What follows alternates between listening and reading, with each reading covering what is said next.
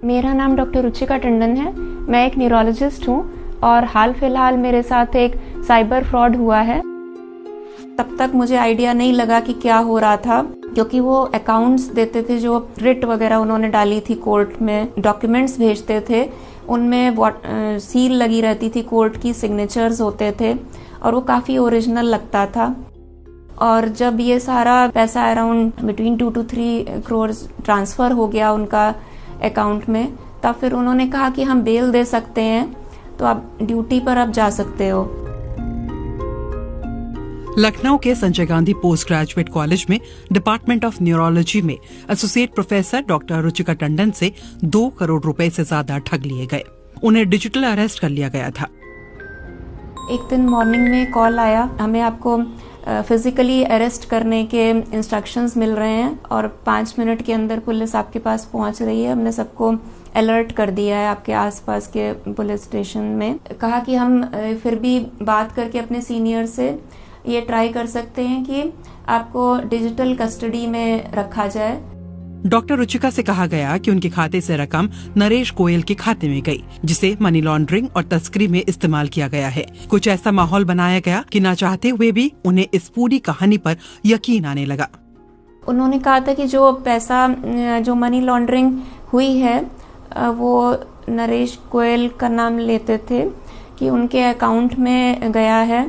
दूसरे दिन court case चलाया और उस कोर्ट में जज आते थे, एक सीबीआई ऑफिसर आते थे, अपने आईडीज दिखाते थे और फिर उन्होंने सर्विलियंस रूल्स बताए कि कैसे हमेशा कैमरा ऑन रखना है, कोई आ नहीं सकता है, किसी से बात नहीं करनी।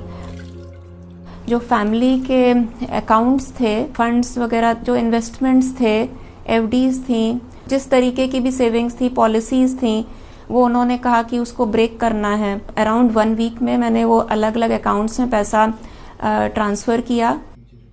जाल फैलाने वाले लोगों ने डॉक्टर रुचिका से कहा कि वेरिफिकेशन के लिए पैसा आरबीआई के खाते में जमा कराना होगा और अगर बाद में उनका इससे कोई लेना देना नहीं होगा तो पैसा वापस मिल जाएगा। मम्मी को मदर को यही बताते थे कि बैंक में जाएंगे तो किसी से कुछ कहना नहीं है। जो बैंक है उसमें ये बताना है कि हमें प्रॉपर्टी खरीदनी है, इस वजह से हम ये पैसे हमें चाहिए। और ये भी इंस्ट्रक्शंस देते थे कि अगर ज़्यादा बैंक वाले ज़्यादा कुछ पूछते हैं तो आपको उनको बोलो कि this is none of their business. Ruchika Tandon को करीब 7 दिनों तक डिजिटल अरेस्ट किया गया और सर्विलांस के कानून बताकर फंसाए रखा गया। इस फ्रॉड के 1 हफ्ते बाद भी उनको नहीं पता चला कि उनके साथ क्या हुआ। 8-9 दिन के बाद इंटरनेट पर चेक किया, फिर मुझे ये रियलाइज हुआ कि जो कुछ हुआ ये सिर्फ पैसा लेने के लिए ये सारा कुछ हो रहा था। When I went to the police station, तो फिर वहाँ पर उन्होंने छूटते ही ये बोला कि कहीं पैसे तो नहीं ट्रांसफ़र किए। पुलिस इज इन्वेस्टिगेटिंग और उन्होंने अरेस्ट भी किया है और कोर्ट में चीज़ें चल रही हैं।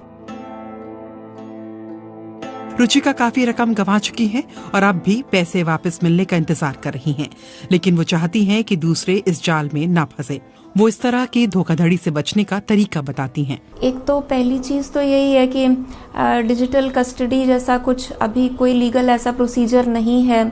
इस नाम से अगर कोई आता है कि कोई डिजिटली अरेस्ट कर रहा है या डिजिटल कस्टडी में ले रहा है, तो ऐसी कोई चीज़ होती नहीं है। पुलिस स्टेशन में एक्चुअली बात करनी चाहिए कि ऐसा कुछ हो सकता है कि नहीं। अब तक इस मामले में 18 लोग गिरफ्तार किए गए हैं। तकरीबन 12 लाख रुपए वापस मिले हैं।